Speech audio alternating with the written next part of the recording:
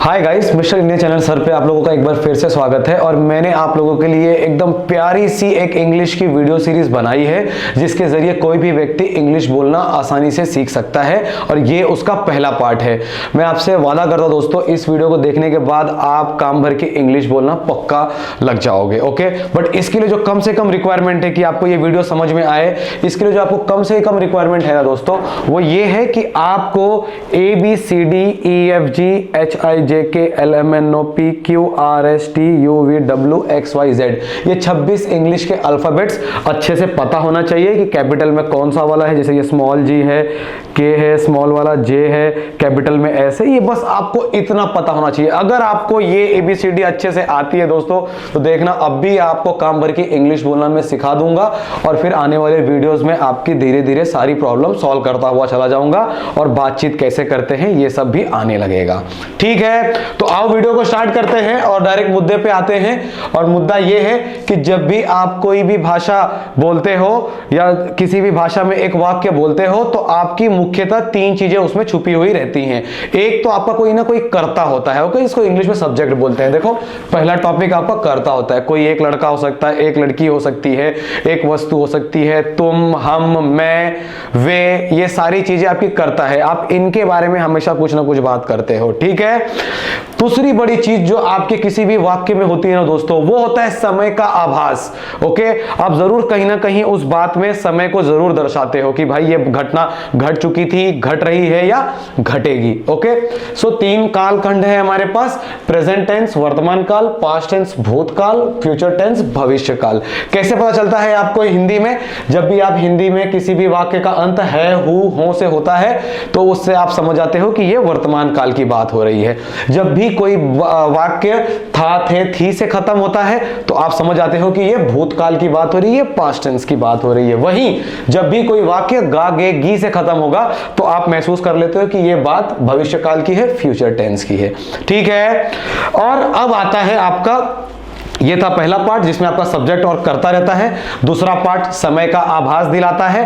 अब बात आती है तीसरे पार्ट की। तो ये हमारा पहला वीडियो है जिसमें तीसरे पार्ट में ना हमारा क्रिया है। कोई भी जो करता है ना, ये लोग, मैं, हम, तुम, वे, ये सारे लोग ना कुछ कार्य कर रहे हैं।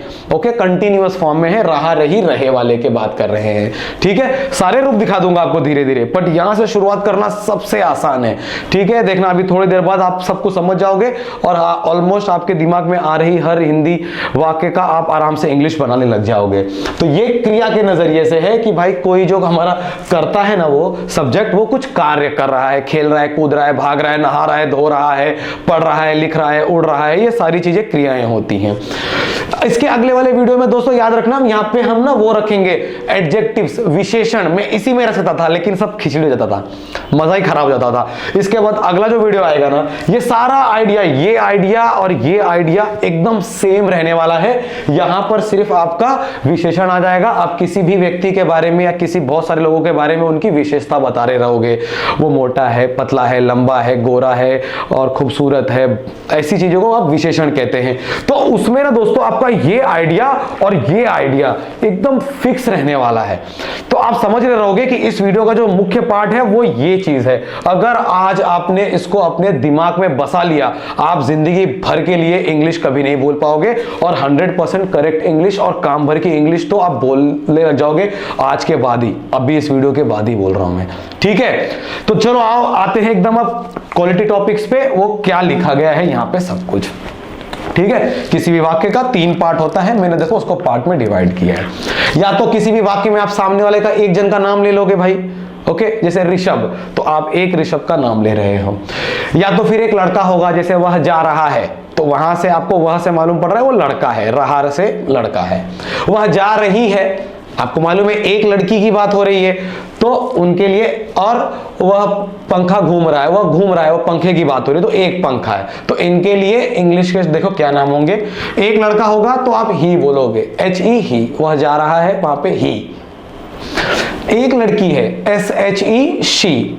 और एक वस्तु के लिए IT, इट। ये बहुत कॉमन बातें हैं, बहुत सारे लोग जानते हैं, तो इनका प्लेसमेंट बहुत इंपॉर्टेंट है, ध्यान रखना। अच्छा, या फिर एक नाम होगा जैसे मैंने बताया ऋषभ, ये सब कुछ सिंगुलर होगा, एक वचन, ठीक है, क्योंकि इस एक वचन का असर आपके अब दूसरे पार्ट में जरूर पड़ेगा, तो ध्यान रखना ये चीजें एक वचन थी। अब आते हैं प्लूरल्स पे, जो बहुवचन होता है। जैसे आप किसी भी कर्ता में आपके बहुत सारे लोग रहते हैं, जैसे एक से ज्यादा नाम, ऋषभ और कौशिक, 3 लोग भी हो सकते हैं, ऋषभ, कौशिक, रचित, ठीक है। फिर आप बोलते हो ना वे, तो वे मतलब बहुत सारे लोग सामने रहते हैं आपके, तब आप वे बोलते हो, तो वो बहुवचन है। तो उसके लिए इंग्लिश बना है THEY, दे। दे मतलब वे सब, दोनों का मतलब वही होता है। तुम सब, उसके लिए इंग्लिश है YOU। हम सब, उसके लिए इंग्लिश है WEV। और मैं के लिए आए। ओके, ये बहुत ही जनरल करता है जो हमारी जिंदगी में बहुत ज्यादा हम इसका इस्तेमाल करते हैं।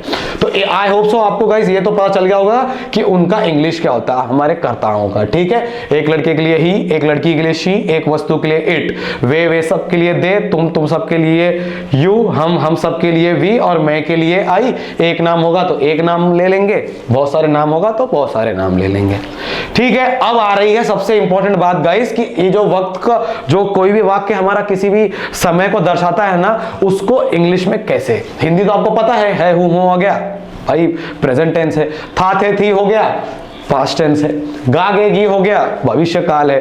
तो ऐसे ही इंग्लिश में भी कुछ शब्द बने हुए हैं जो उस वक्त को दर्शाते हैं। वक्त के साथ साथ एक वचन और बहुवचन का भी बहुत ख्याल रखना है, इसके लिए मैंने इनको पहले से ही अच्छे से सिस्टमेटिकली डिवाइड कर रखा था, ठीक है। अब जब भी आपका प्रेजेंट टेंस होगा, वर्तमान काल होगा, वाक्य में रहा है हूं हो आ रहा होगा, ठीक है। जैसे वह खेल रहा है, वह खेल रही है, वह नाच रहा है, उसमें वह एक वस्तु है, या ऋषभ भाग रहा है। इन चारों बातों में एक वचन का आभास हो रहा है। ऋषभ भाग रहा है, वह भाग रहा है, वह भाग रही है, और एक मान लो पंखा नाच रहा है, उसके लिए अलग। तो रहा रही रहे आ रहा है हूं हो आ रहा है।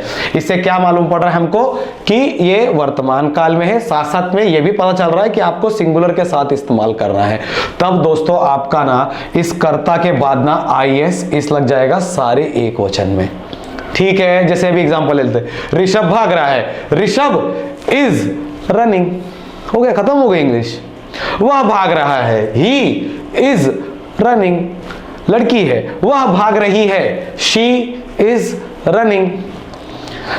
वह नाच रहा है, एक पंखा है मान लो, तो इट इज रोटेटिंग। तो बहुत सारे आपको क्रियाओं को तो सीखना ही पड़ेगा दोस्तों। इसमें मैंने कुछ कम एग्जांपल लिखे हैं, डिस्क्रिप्शन में बहुत सारे एग्जांपल लिख दे रहा हूं, ठीक है। और आप गूगल से भी बहुत सारी क्रियाओं का इंग्लिश जान सकते हैं। यहाँ पे मैंने कुछ गिनी चुनी क्रियाएं लिखी हुई हैं, खेलना, कूदना, भागना, आना जाना, इसके अलावा भी बहुत कुछ होता है। तो आपके पास बहुत सारा ऑप्शन है क्रियाओं को सीखने का। ये आइडिया सीखना बहुत इंपॉर्टेंट था, ठीक है, ये दोनों का तालमेल। अब बहुवचन है और वर्तमान काल है, याद रखना भी हम वर्तमान काल के बारे में बात कर रहे हैं। और अगर हमारे पास बहुवचन है केस, तो क्या होगा, बहुत सारे नाम हैं, ऋषभ और रचित जा रहे हैं, तो जाहिर सी बात है ऋषभ एंड रचित। अब इज नहीं लगेगा दोस्तों, ये तो एक वचन के लिए था, आर गोइंग। मेरे को लग रहा है आप धीरे धीरे सब क्लियर होने लग जाएगा, देखना। वे जा रहे हैं, दे आर गोइंग, क्यों, क्योंकि दे है और बहुवचन है और हम आर लगाएंगे। हम जा रहे हैं, वी आर गोइंग, हम खेल रहे हैं, वी आर प्लेइंग। और मैं एक स्पेशल केस है जिसके साथ आई एम लगेगा वर्तमान काल में। आई am playing, I am eating, I am running, ये सब रहा रही रहे है। वर्तमान काल के बारे में जब भी रहेगा तब आपका ये आइडिया इस्तेमाल होगा कर्ता के जस्ट बाद में, ठीक है। हमारे अगले वीडियो में भी ये बहुत इंपॉर्टेंट पार्ट रहने वाला है, और तब मैं ये इतना ज्यादा एक्सप्लेन नहीं करने वाला हूं, ठीक है। इसके लिए अभी से इसको पकड़ के चलो ढंग से। तो आई के साथ am, I am running, I am playing, I am eating, I am going, इनका ये सब अलग अलग एग्जांपल्स है जिसका इसके बाद ये है, इससे मतलब नहीं है। आप कुछ भी, मैं खेल रहा हूं, आई एम प्लेइंग, मैं पढ़ रहा हूं, आई एम रीडिंग, वह खेल रही है, शी इज प्लेइंग, वह चल रहा है, ही इज वॉकिंग। तो ये तालमेल बस क्रियाओं का है, ठीक है। ये सब कुछ प्रेजेंट टेंस में था। प्रेजेंट टेंस में सिंगुलर कर्ता के साथ में इज लगेगा, प्लूरल कर्ता के साथ आर लगेगा, आई के साथ एम लगेगा, ठीक है। अब आगे बढ़ते हैं पास्ट टेंस पे। भूतकाल होगा तो पहले हिंदी में कैसे मालूम पड़ेगा आपको, था थे थी से मालूम पड़ेगा। अब देखो वापस से सिंगुलर के साथ में देख रहे हो तो सब जगह वॉज लगा हुआ है, और वॉज ही लगेगा, और प्लूरल के साथ सबके साथ वर लगेगा, WERE। अब बताओ इसमें क्या डिफिकल्ट है? देखो एग्जांपल्स लेते ही सबको समझ में आएगा। वह खेल रहा था, तो अब ही इज नहीं, खत्म हो गया ये लोग का था थे थी आया है, तो ही वॉज प्लेइंग। वह भाग रही थी, शी वॉज रनिंग। वे खेल रहे थे, दे वर प्लेइंग। हम सो रहे थे, वी वर स्लीपिंग। मैं भाग रहा था, आई वर रनिंग। ओके गाइस, तो उसमें क्रियाएं मैंने कम लिखी है, लेकिन तो ये सब भागने वागने की क्रियाएं बहुत सारे लोग जानते रहते हैं। तो गाइस देखो, आई के साथ मेरा वर लगा है, ये ग्रामेटिकली करेक्ट है, लेकिन अगर आप निजी जिंदगी में आई के साथ वॉज लगा दोगे ना, तो इतना गलत नहीं सुनने में आता है। I was playing, I was sleeping, ठीक है, मतलब करेक्ट तो ग्रामेटिकल हिसाब से वर है, लेकिन अगर आपने आई के साथ वॉज भी कभी लगा दिया ना पास्ट टेंस में, तो आपका गलत नहीं होता। लेकिन आप जाने दो, वो गलत के बारे में सोचो मत, बस यहां से आई के साथ भी वर होगा। तो दोस्तों ऐसी सिंगुलर के साथ में वॉज लगेगा और प्लूरल कर्ताओं के साथ में वर लग जाएगा, इनके जस्ट बाद में, पास्ट टेंस में। और आपका आखिरी बचा है फ्यूचर टेंस, भविष्य काल। गा गे गी जिससे खत्म होता है, तो हमें मालूम पड़ता है कि भविष्य की बात हो रही है। तो दोस्तों भविष्य काल में देखिए, आप अगर ध्यान दोगे तो खाली आई और वी के साथ में, ठीक है, मैं और हम के साथ में ना शाल भी लगेगा, बाकी सबके साथ में विल भी लगेगा, बस खत्म। इसके बाद अब क्या रहेगा इंग्लिश में, देख लिया, हर बात ही आप बता लोगे, किसके किसके साथ, आई और वी के साथ में शाल भी, बाकी सबके साथ में विल भी। और मैं आपको बता रहा हूं, बोलते वक्त अगर आपने आई और वी के साथ में भी विल भी लगा दिया ना, तो भी वो सुनने में करेक्ट लगता है। बस ये ग्रामेटिकली 100% ग्रामर के हिसाब से शाल भी लगेगा, ठीक है। आपको इतना बोलते वक्त अगर आपने आई विल बी गोइंग, मैं जा रहा हूंगा, तो वो फिर गलत सुनने में बिल्कुल नहीं लगता है गाइस, ठीक है। जैसे नॉर्मल आदमी है, हम ही है, इंग्लिश में बात करते हैं, तो आई के साथ और वी के साथ में विल भी लगा दिया ना, वो इतना कोई नोटिस नहीं करेगा कि वो गलत था, बट ग्रामेटिकली शाल भी लगेगा एकदम करेक्ट इंग्लिश में, ठीक है। कुछ एग्जांपल ले लेते हैं। वह खेल रहा होगा, ही विल बी, अब ये सब खत्म, इनकी जरूरत नहीं है, होगा, ही विल बी प्लेइंग। मैं भाग रहा हूंगा, आई शैल बी रनिंग। तुम खेल रहे होगे, यू विल बी प्लेइंग। मतलब आप समझिए, ये सब, ये आपको बस दिमाग में दसा लेना कि इनमें से कौन सा इस्तेमाल करना है, ये तो आपको एकदम जहन में बैठ चुका होगा इतने वीडियो में ही, ठीक है, कि किसके लिए क्या है। बस ये आइडिया अगर आज आप रात को जब आप ख्यालों में सो जाते हो ना, अगर आपने आज इस आइडिया को अपने दिमाग में दसा लिया ना गाइस, तो समझ लेना आपका काम हो गया, समझ गए, क्योंकि यही है, जो कुछ भी है यही है। और उसके बाद आप बहुत सारी क्रियाओं को इंटरनेट से और सर्च करके बाकी क्रियाओं का भी इंग्लिश निकाल सकते हो, उड़ना, तलना, बहुत सारी चीजों का क्रियाएं होती है दोस्तों हिंदी में। तो मैंने कुछ लिखी थी यहाँ पे काम भर की, कमिंग, गोइंग, आना जाना, सोना, खाना, पढ़ना, खेलना, चलना और वगैरह वगैरह बहुत सारा होता है, ठीक है। तो गाइस मैं पहले चाहूंगा कि इस पूरे चीज का एक स्क्रीनशॉट ले लो, ताकि आपके पास पूरा आइडिया रहे कि ये फॉर्मूला है, इतना खतरनाक फॉर्मूला है ना, जो आपके अगले वीडियो में भी काम आएगा, जहां पर हमारे क्रिया के बदले हम विशेषण का इस्तेमाल कर रहे होंगे। जैसे वह बहुत खूबसूरत है, वह बहुत लंबा है, तुम बहुत मोटे हो, ऐसे मतलब होता है ना, आप कोई भी ये सब नॉर्मल इंग्लिश बोलते हो, तो ये आइडिया और ये आइडिया एकदम फिक्स रहने वाला है उस आइडिया में भी दोस्तों, ठीक है। बस यहां पे आपका क्या बदलने वाला है ये हम अगले वीडियो में जानेंगे।